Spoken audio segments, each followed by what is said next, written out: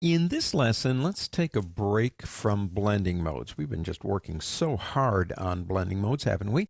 Open up a document that's inside of your work folder called opacityfill.psd. Now I'm going to move my layers panel over so we can see something here. And let's go ahead and drag this down. You have in the layers panel, besides blending modes, you do have an opacity setting and you have something called fill. And sometimes I'll get a question, and the question is, what's the difference between an opacity and a fill command? And usually I tell people, well, try them out, see what they do, and maybe you can figure it out. So you come over here, we've got opacity selected as a layer, and that's the word opacity over here. And you can grab right here, wait for that little hand to come up with that arrow pointing through the index finger, and drag, and it does that. It goes away. It goes all the way to 0, which always interested me. Why do we need a 0? I mean, I'm not using this like I do in InDesign as an invisible object to do a text wrap. This is Photoshop. What good is a 0 opacity? And then you go to fill. We'll stay on the opacity name here. And you try the same thing.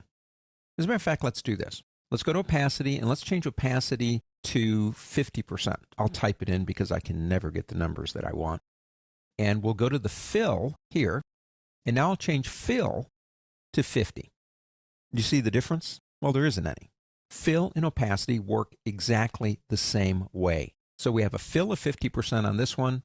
We have an opacity of 50% on this one. And it's like they don't look any different to me. And good for you because they're not any different. Now let's do this. Let's take them both back. If we go into fill, I've got something on the fill layer. So this little button over here, it says FX. If we open that up, I've applied a bevel and emboss. And if I turn it on so we can see it, you can see that bevel. This changes everything about fill. If I go to opacity, the same thing's going to happen. It's not going to be any different. But watch what happens when I go to fill. What fill is doing is it's removing the color just like opacity does. But because we have an effect, a layer effect applied, it leaves the effect.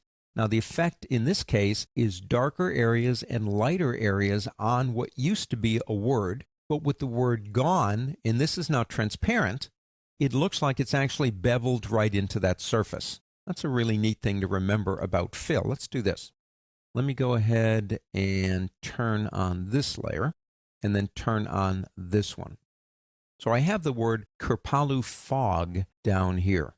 And again, just like our other stuff, it's just words. That's all it is. But if I open up this button here, I've applied some effects to it. There they are. Now, if I change opacity, it all goes away because that's what opacity does. It's the opacity of the layer no matter what's in it. Fill won't touch the other stuff. Let me put that back like that and come down here and drag it. And there you go. You can see through it. Now, we can use in conjunction with fill, we can move a little bit of the opacity, maybe even soften it up that much more, and work with both of them if you want to. But fill and opacity do the same thing on a layer if there are no effects applied to the layer. Once you apply an effect to the layer, it changes everything on how fill works. That's a pretty neat thing to remember.